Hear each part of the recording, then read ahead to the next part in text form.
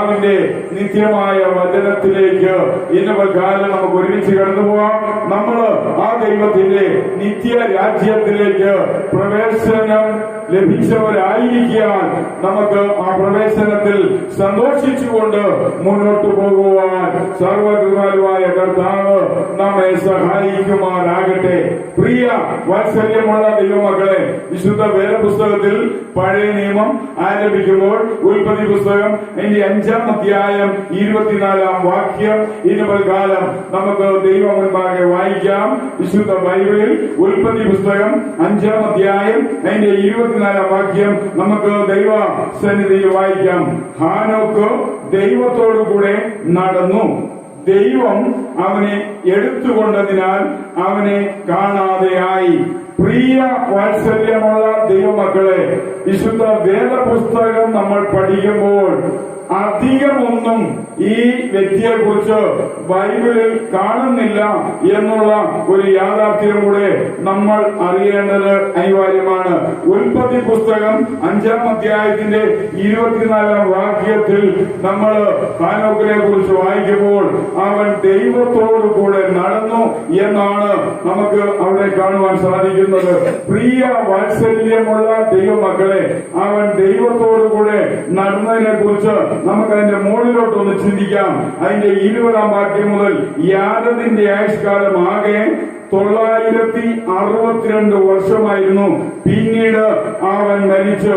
ഹാനോക്കിന് 65 വയസ്സായപ്പോൾ അവന് മെഥുസലേഹ് ജനിച്ചു. മെഥുസലേഹ് ജനിച്ച ശേഷം ഹാനോക്ക് 300 വർഷം ദൈവത്തോടുകൂടെ നടന്നു. അവന് പുത്രന്മാരും പുത്രിമാരും ജനിച്ചു. പ്രിയ വാത്സല്യമുള്ള കേൾവിക്കാരെ, ഒരാൾ ദൈവത്തോടുകൂടെ നടന്നാൽ അവൻ ഒറ്റപ്പെട്ടു പോകത്തില്ല. ഒരാൾ ദൈവത്തോടുകൂടെ നടക്കുമ്പോൾ അവൻ അവിവാഹിതൻ ആയിരിക്കണമെന്ന് യാതൊരു നിർബന്ധവുമില്ല. ഒരാൾ ദൈവത്തോടുകൂടെ നടക്കുമ്പോൾ കുടുംബം അനാഥമായി തീരണമെന്ന് ഒരു നിയമവും വേദപുസ്തകത്തിലില്ല. ഒരാൾ ദൈവത്തോടുകൂടെ നടക്കുമ്പോൾ കുടുംബത്തിന്റെ കാര്യങ്ങൾ നോക്കാതിരിക്കണമെന്ന് വിശുദ്ധ വേദപുസ്തകത്തിൽ ഒരിടത്തും രേഖപ്പെടുത്തിയിട്ടില്ല.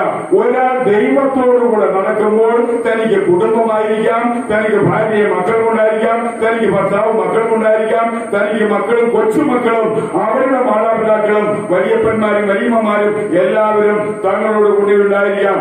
ഒരു കാര്യം നമ്മൾ ചിന്തിച്ചാൽ അത് ഒരുപക്ഷെ ഒരു കൂട്ടം കുടുംബം ആയിരിക്കാനും സാധ്യതയുണ്ട് എന്നുള്ള കാര്യം കൂടെ കർത്താവായ യേശുക്രിസ്തുവിന്റെ നാമത്തിൽ ഓർക്കുകയാണ്. ഞാൻ ദൈവത്തോടുകൂടെ നടക്കുന്നു എന്ന് പറഞ്ഞുകൊണ്ട് എന്റെ കുടുംബത്തെ ഞാൻ ബഹിഷ്കരിക്കാൻ പാടില്ല. ഞാൻ ദൈവത്തോടുകൂടെ നടക്കുന്നു എന്ന് പറഞ്ഞ് എന്റെ കുടുംബത്തെ ഞാൻ അവഗണിക്കാൻ പാടില്ല. ഞാൻ ദൈവത്തോടുകൂടെ നടക്കുന്നു എന്ന് പറഞ്ഞ് ഞാൻ എന്റെ കുടുംബത്തിന്റെ കാര്യങ്ങൾ നോക്കാതെ അവഗണിച്ച് അവരെ പ്രയാസത്തിലേക്ക് വിടുക എന്നൊരു കാര്യവുമില്ല. പ്രിയ ദൈവമക്കളെ, കർത്താവിന്റെ നാമത്തിൽ പറയട്ടെ, ഈ ലോകത്തിൽ ഏതൊരു മനുഷ്യനും, പുരുഷനാകട്ടെ സ്ത്രീ ആകട്ടെ, ബാല്യക്കാരാകട്ടെ പുത്രന്മാരാകട്ടെ, ഏത് വ്യക്തികൾക്കും ദൈവത്തോടുകൂടെ നടക്കുവാൻ വേദപുസ്തക പ്രകാരം അനുവാദമുണ്ട്, അവകാശമുണ്ട്, അർഹതയുണ്ട്, യോഗ്യതയുണ്ട്, ദൈവത്തിന്റെ ക്ഷണമുണ്ട്. എന്നാൽ അവര് ആയിരിക്കുന്ന അനുഭവത്തിൽ ദൈവത്തോടുകൂടെ നടക്കുമ്പോൾ അവരുടെ ബന്ധപ്പെട്ടവരുടെ അവരുടെ കാര്യങ്ങളെല്ലാം ലൗകിക ലോകപ്രകാരം നോക്കി നടത്തിക്കൊണ്ട് വേണം ദൈവം മുൻപാകെ നടക്കേണ്ടത് എന്ന് കർത്താവിന്റെ നാമത്തിൽ ഞാൻ ഓർപ്പിക്കുകയാണ്. പ്രിയ വാത്സല്യമുള്ള ദൈവമക്കളെ, യാദത്തിന്റെ ആയുഷ്കാലമാകെ 962 വർഷമായിരുന്നു. ആയുഷിന്റെ ദൈർഘ്യത നിൽക്കുമ്പോഴാണ് ഹാനോക്ക് ദൈവത്തോടുകൂടെ നടക്കാൻ പോയത്. അല്ലാതെ ഇന്നത്തെ പോലെ 70, 80, 100 ആയുഷിന്റെ പരിമിതമായ ഒരു കാലയളവിലല്ല ഹാനോക്ക് ദൈവത്തോടുകൂടെ നടക്കാൻ പോയത്. ഹാനോക്കിന് 65 വയസ്സായപ്പോൾ അവൻ മെഥുസലേഹിനെ ജനിപ്പിച്ചു. മെഥുസലേഹിനെ ജനിപ്പിച്ച ശേഷം ഹാനോക്ക് 300 വർഷം ദൈവത്തോടുകൂടെ നടന്നു. പ്രിയ ദൈവമക്കളെ, 600, 700, 800, 900 ആയുഷ് ദൈർഘ്യമുള്ള കാലഘട്ടവുമായുള്ള ബന്ധത്തിൽ ഹാനോക്ക് എത്ര വർഷം ദൈവത്തോടുകൂടെ നടന്നു? 300 വർഷം ദൈവത്തോടുകൂടെ നടന്നു. എന്നെ കേൾക്കുന്ന വാത്സല്യമുള്ള കേൾവിക്കാരായ ദൈവത്തിന്റെ പ്രിയപ്പെട്ട ദൈവജനത്തോട് എനിക്ക് പറയുവാനുള്ളത്, നമ്മുടെ ആയുസ് എത്രയോ ചെറുതായിരിക്കട്ടെ, നമ്മുടെ ആയുസ് എത്രയോ വലുതായിരിക്കട്ടെ, നമ്മുടെ ആയുസ് എത്രയോ പരിമിതമായിരിക്കട്ടെ, പക്ഷേ ദൈവത്തെ കണ്ടെത്തിയാൽ, ദൈവത്തെ കണ്ടുമുട്ടിയാൽ, ദൈവത്തെ അറിഞ്ഞാൽ, ദൈവവുമായി നമുക്ക് ബന്ധപ്പെടുവാൻ ഒരു അവസരം ലഭിച്ചാൽ, നമ്മുടെ ആയുഷിന്റെ അവസാനം വരെ, നമ്മുടെ പ്രായം അവസാനിച്ചു നമ്മൾ ഈ ഭൂമിയിൽ നിന്ന് മടങ്ങി പോകുന്നത് വരെ നമ്മൾ ദൈവത്തോടൊപ്പം നടക്കണം. നടക്കുക എന്ന് പറഞ്ഞാൽ നമ്മൾ രണ്ടുപേര് ഒരുമിച്ച് നടക്കുന്നത് പോലെ, അല്ലെങ്കിൽ ഇവിടെ ദൈവജനം ഓരോ കസേരകളിൽ, ഇരിപ്പിടങ്ങളിൽ അടുത്തടുത്ത് ഇരിക്കുന്നത് പോലെ അല്ല എന്നുള്ള കാര്യം കൂടെ അറിയണം. അവന്റെ നിർദ്ദേശം, അവന്റെ ആലോചന, അവന്റെ കൽപ്പനകൾ, അവൻ പറയുന്നത്, അവൻ ചെയ്യാൻ നമ്മളോട് ആവശ്യപ്പെടുന്നത് നമ്മൾ ചെയ്തുകൊണ്ട് പോവുക. പ്രിയ വാത്സല്യമുള്ള ദൈവമക്കളെ, നമ്മളെ സംബന്ധിച്ചിടത്തോളം ഈ നാളുകളിൽ നമ്മുടെ കരങ്ങളിൽ അന്നത്തേത് പോലെയല്ല വിശുദ്ധ വേദപുസ്തകം. അത് ദൈവത്തിന്റെ വചനം, ദൈവം നമുക്ക് വേണ്ടി നൽകി തന്നിരിക്കുക. ഇതനുസരിച്ച് നമ്മൾ മുന്നോട്ട് പോകണം. ഇതിനെയാണ് ദൈവത്തോടു കൂടെ നടക്കുക എന്ന വാക്കുകൊണ്ട് അർത്ഥമാക്കുന്നത്. പ്രിയ വാത്സല്യമുള്ള ദൈവമക്കളെ, ഹാനോക്ക് ദൈവത്തോടുകൂടെ 300 വർഷം നടന്നു എന്നാണ് ബൈബിളിൽ വായിക്കുന്നത്. 300 വർഷം നടന്നപ്പോൾ ഈ 300 വർഷം ദൈവവുമായി ഹാനോക്ക് യോജിച്ചു പോയി എന്ന് പറഞ്ഞാൽ തന്റെ പോരായ്മകളെല്ലാം ദൈവത്തോട് തുറന്നു പറഞ്ഞ് ഒരു നിരപ്പോടെ, ഒരു വൈരാഗ്യമില്ലാതെ, ഒരു വൈരമില്ലാതെ, ഒരു പ്രകോപനമില്ലാതെ, ഒരു പ്രതിഷേധമില്ലാതെ, ഒരു വിമിഷ്ടമില്ലാതെ, ഒരു തടസ്സമില്ലാതെ ദൈവവുമായി റെക്കൺസിലിയേഷൻ നിരപ്പോടെ നടന്നുപോയി. ആമേൻ. പ്രിയ വാത്സല്യമുള്ള ദൈവമകളെ, രണ്ടുപേര് ഒരുമിച്ച് നടക്കുക, ജീവിക്കുക, പെരുമാറുക, ബന്ധപ്പെടുക എന്ന് പറയുമ്പോൾ അവർക്ക് എന്ത് വേണം? മാനസികമായി ഒരു പൊരുത്തം വേണം, മാനസികമായി ഒരു യോജിപ്പ് വേണം എന്ന കാര്യം മറക്കരുത്. ഈ ഹാനോക്ക് ദൈവത്തോടുകൂടെ നടന്നപ്പോൾ അവന്റെ ഒന്നാമത്തെ കാര്യം, അവൻ ദൈവവുമായി നിരപ്പായി, സമാനതകളില്ലാത്ത അവസ്ഥയിൽ, പ്രതിഷേധിക്കാൻ ഇടവരാത്ത അവസ്ഥയിൽ യോജിച്ചുകൊണ്ട് നടന്നുപോയി. ആമേൻ. പ്രിയ വാത്സല്യമുള്ള ദൈവമക്കളെ, രണ്ടാമത് നമ്മൾ ചിന്തിക്കുകയാണെങ്കിൽ, ദൈവത്തോട് ചേർന്ന് നടന്നപ്പോൾ ദൈവത്തോടുള്ള പെരുമാറ്റം ഏകോപനമായിരുന്നു. ആമേൻ. ആമോസ് 3-ാം വാക്യത്തിൽ വായിക്കുന്ന പോലെ, രണ്ടുപേർ ഒത്തിട്ടല്ലാതെ ഒരുമിച്ച് നടക്കാമോ? മനപ്പൊരുത്തമുണ്ടായി. അതിനുശേഷം എന്ത് ചെയ്യുകയുണ്ടായി? ദൈവത്തോട് നല്ല സമാനതയോടെ, നല്ല യോജിപ്പോടെ, നല്ലതുപോലെ താതാത്മ്യപ്പെട്ട് നടന്നുപോയി.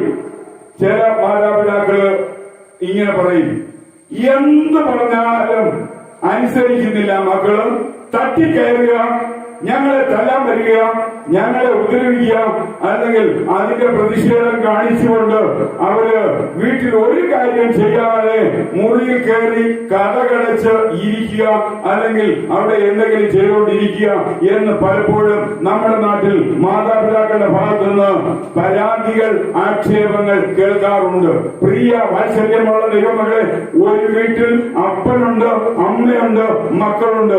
അപ്പനുണ്ട്, അമ്മയുണ്ട്, വലിയപ്പനോ വലിയമ്മയോ, മുത്തച്ഛനോ മുത്തച്ഛിയോ, മക്കളോ കൊച്ചുമക്കളോ എല്ലാം കൂടെ സമ്മിശ്രമായ ഒരവസ്ഥയിലായിരിക്കാം നമ്മുടെ നാട്ടിലെ സാമൂഹ്യ പശ്ചാത്തലത്തിലെ കുടുംബ ജീവിത മുന്നേറ്റം. എന്നാൽ അനുസരിക്കേണ്ടവരെ, അംഗീകരിക്കേണ്ടവരെ, ബഹുമാനിക്കേണ്ടവരെ, ആദരിക്കേണ്ടവരെ, കീഴ്പ്പെടേണ്ടവരെ കീഴ്പ്പെട്ട് മാത്രമേ മുന്നോട്ട് പോകാൻ കഴിയൂ. അങ്ങനെ പോയാൽ, അങ്ങനെ പോകുമ്പോൾ അവിടെ നമുക്ക് ആവശ്യമായിരിക്കുന്നത് ഒരു റെക്കൺസിലിയേഷൻ ആണ്, ഒരു നിരപരിവാര്യമാണ്. ആമേൻ. ഹല്ലേലൂയ. മക്കള് എന്തെങ്കിലും ദോഷം ചെയ്താൽ മാതാപിതാക്കൾ വഴക്ക് പറയും, അവർ ഇച്ചിരിയുടെ കടുപ്പത്തിൽ അവരെ ശാസിക്കും, എന്നിട്ട് ശരിയായില്ലെങ്കിൽ ശിക്ഷിക്കും. അതിന്റെ പ്രകോപനം മക്കൾക്ക് മാതാപിതാക്കളോട് ഒരിക്കലും ഉണ്ടാകില്ല എന്നൊരു നിയമം ബൈബിളിലില്ല. അങ്ങനെ ഉണ്ടാകാതിരിക്കാൻ വേണ്ടിയാണ് മാതാപിതാക്കൾ മക്കൾ തമ്മിൽ റെക്കൺസിലിയേഷനിൽ നിരപ്പായിട്ട് മുന്നോട്ട് പോകണം. ആമേൻ, ഹല്ലേലൂയ. പ്രിയ ദൈവമക്കളെ, സദൃശവാക്യക്കാരൻ പറയുന്ന പോലെ നല്ലതുപോലെ ചാകുവാനുള്ള അവസ്ഥയിൽ പോലും അടിച്ചാൽ കൊന്നുകളയാത്ത സ്നേഹത്തിന്റെ നിറവിൽ നിന്നുകൊണ്ടാണ് മാതാപിതാക്കൾ മക്കളെ ശാസിച്ച് ശിക്ഷിക്കുന്നത് എന്ന് സദൃശവാക്യ എഴുത്തുകാരൻ പറയുകയാണ്. അതുകൊണ്ട് പ്രിയ ദൈവമക്കളെ, നമ്മൾ ദൈവത്തോടുകൂടെ നടക്കുമ്പോൾ നമുക്ക് നിരപ്പുണ്ടാകണം. നമ്മൾ ദൈവവുമായിട്ട് നിരപ്പാണ്. എന്തെങ്കിലും പോരായ്മ വന്നാൽ കർത്താവേ എന്നിൽ പാളിച്ച ഉണ്ടായി, എന്നിൽ പോരായ്മ ഉണ്ടായി, എന്നിൽ കുറവുണ്ടായി എന്നവനോട് പറഞ്ഞ് അവനുമായി നിരപ്പാണ്. പറയാതെ ഇരുന്നാൽ പ്രിയ വാത്സല്യമുള്ള ദൈവമക്കളെ, അത് പ്രതിഷേധാർഹമാണ്. രണ്ടാമത്, അവരുമായിട്ട് മാനസികമായി പൊരുത്തത്തോടെയാണ് നമ്മൾ പോകേണ്ടതെന്ന് കർത്താവിന്റെ നാമത്തിൽ ഞാൻ ഓർക്കുകയാണ്. 1 യോഹന്നാൻ 1:7-9 വാക്യങ്ങൾ വായിക്കുമ്പോൾ, അവന്റെ പുത്രനായ യേശുവിന്റെ രക്തം സകല പാപം പോക്കി നമ്മളെ ശുദ്ധീകരിക്കുന്നു. നാം നമ്മുടെ പാപങ്ങളെ ഏറ്റു പറയുന്നു എങ്കിൽ അവൻ നമ്മുടെ സകല അനീതി പോക്കി നമ്മളെ ശുദ്ധീകരിക്കാൻ തക്കണം വിശ്വസ്തനും നീതിമാനും ആകുന്നു. അതുകൊണ്ട് പ്രിയ ദൈവമക്കളെ, മക്കളോട് ഞാൻ പറയട്ടെ, ഒരു തെറ്റുപറ്റി, ഒരു പോരായ്മ ഉണ്ടായി. നമ്മൾ ജീവിക്കുന്ന ഈ ലോകം, പ്രത്യേക കേരളം, വളരെ ഡേഞ്ചറസ് പ്ലേസ് ആണ്. അതുകൊണ്ട് നമ്മുടെ നാട്ടിൽ ഏത് മനുഷ്യനും വഴിതെറ്റി പോകാൻ അധികം കാര്യങ്ങൾ ചെയ്യേണ്ട, അധികം സമയം വേണ്ട. അതുകൊണ്ട് എന്തെങ്കിലും ഒരു പാളിച്ച ഉണ്ടായെങ്കിൽ അത് തുറന്ന് മാതാപിതാക്കളോട് പറഞ്ഞ് മാതാപിതാക്കളിൽ നിന്ന് ഒരു പരിഹാരം മാർഗം സ്വീകരിക്കുന്ന മക്കളായിരിക്കട്ടെ നമ്മുടെ മക്കൾ. ആമേൻ. പ്രിയ വാത്സല്യമുള്ള ദൈവമക്കളെ, നമ്മുടെ കുടുംബ ജീവിതത്തിൽ അങ്ങനത്തെ ഒരു കീഴ്വഴക്കം നമുക്ക് അനിവാര്യമാണെന്ന് കർത്താവായ യേശുക്രിസ്തുവിന്റെ നാമത്തിൽ ഞാൻ ഓർപ്പിക്കുകയാണ്. ആവർത്തന പുസ്തകം 23-ാം അധ്യായം അതിന്റെ 14-ാം വാക്യത്തിൽ, നിന്റെ ദൈവമായ യഹോവ നിന്നെ രക്ഷിക്കുവാനും ശത്രുക്കളെ നിനക്ക് ഏൽപ്പിച്ചു തരുവാനും നിന്റെ പാളയത്തിന്റെ മധ്യേ നടക്കുന്നു. ആമേൻ. പ്രിയ ദൈവമക്കളെ, എന്താണ് ശത്രുവിന്റെ കയ്യിൽ നിന്ന് നമ്മളെ രക്ഷിച്ച്, നമ്മളെ സഹായിച്ച്, നമ്മളെ സൂക്ഷിച്ച് മനോഹരമായ അവസ്ഥയിലേക്ക് നമ്മളെ നടത്തുവാൻ പാളയത്തിന്റെ നടുവിൽ അവൻ നടക്കുകയാണ് എന്ന് പറഞ്ഞാൽ, ഇസ്രായേൽ മക്കൾ മരുഭൂമി യാത്രയിൽ വാഗ്ദത്ത നാടായ കനാൻ നാട്ടിലേക്ക് പോയപ്പോൾ അവർ പാളയം അടിച്ച് സ്വൈര്യമായി സ്വസ്ഥമായി ആ 40 വർഷത്തെ യാത്രയിൽ അവർ തങ്ങിയ സ്ഥലത്തെ കുറിച്ചാണ് പാളയം എന്ന് പറയുന്നത്. പ്രിയ വാത്സല്യമുള്ള ദൈവമകളെ, നമുക്കറിയാം തിരുവനന്തപുരത്ത് പോയാൽ പാളയം ബ്രിട്ടീഷ് പട്ടാളക്കാരുടെ അവർ ക്യാമ്പ് സൈറ്റ് ആയിരുന്നു ആ പാളയം. അതുകൊണ്ടാണ് ആ സ്ഥലത്തിന് പാളയം എന്ന് പേര് പറഞ്ഞത്. അവർ കേരളത്തിൽ തിരുവനന്തപുരത്ത് മെയിൻ ആയിട്ട് പാളയം അടിച്ചത് ആ സ്ഥലത്തെയാണ് തിരുവനന്തപുരത്ത് പാളയം എന്ന് പറയുന്നത്. അതേപോലെ ഇസ്രായേൽ ജനം പാളയം അടിച്ച് യാത്ര ചെയ്തപ്പോൾ അവരുടെ നടുവിൽ അവർക്ക് പാളിച്ച ഉണ്ടാകാതെ, അവർക്ക് പോരായ്മ ഉണ്ടാകാതെ അവരുടെ പ്രശ്നങ്ങൾ പരിഹരിച്ചുകൊണ്ട് യഹോവയായ ദൈവം ആ പാളയത്തിൽ അവരുടെ നടുവിൽ നടന്നു. ആമേൻ. പ്രിയ വാത്സല്യമുള്ള ദൈവമകളെ, നമ്മൾ ദൈവത്തോടുകൂടെ നടന്നാൽ ദൈവം നമ്മുടെ പ്രശ്നം പരിഹരിക്കും. ദൈവം നമ്മുടെ പോരായ്മ മാറ്റിക്കളയും. ദൈവം നമ്മുടെ എല്ലാ കുറവുകളെ പരിഹരിക്കുമെന്ന് കർത്താവായ യേശുക്രിസ്തുവിന്റെ നാമത്തിൽ ഞാൻ ഓർപ്പിക്കുകയാണ്. എത്രയോ മനോഹരമായ കാര്യമാണ് ആവർത്തന പുസ്തകത്തിൽ നമ്മൾ വായിച്ചത്. അതിന് 23-ാം വാക്യം നമുക്കൊന്ന് വായിക്കാം. നിന്റെ നാവിൽ നിന്ന് വീണത് നിവർത്തിക്കുകയും വായ് കൊണ്ട് പറഞ്ഞ സ്വമേധയായുള്ള അർപ്പണങ്ങൾ നിന്റെ ദൈവമായ യഹോവയ്ക്ക് നേർന്നതുപോലെ നിവർത്തുകയും വേണം. പ്രിയ ദൈവമക്കളെ, വാക്കുകൾ നമ്മൾ ദൈവസന്നിധിയിൽ പരീക്ഷിക്കണമെന്ന് ബൈബിൾ പറയാണ്. അതുകൊണ്ട് ദൈവത്തോടുകൂടെ നടക്കുമ്പോൾ ഒന്നാമത് നമ്മൾ ദൈവത്തോട് നിരന്നുകൊണ്ട് നടക്കണം. രണ്ടാമത് ദൈവത്തോട് ഒത്തൊരുമിച്ചുകൊണ്ട് നടക്കണം. മൂന്നാമത് ആ നടപ്പ് തുടർച്ചയായിരിക്കണം. 65-ാമത്തെ വയസ്സിൽ നടപ്പാരംഭിച്ചുവെങ്കിൽ 300 വർഷം ദൈവത്തോടുകൂടെ നടന്നു. അങ്ങനെ 365 വർഷത്തെ ആയുസ്സിന്റെ ഒടുവിൽ എല്ലാ ദിവസവും വീട്ടുകാര്യങ്ങൾ നോക്കിയാണ് ഹാനോക്ക് നടന്നത്.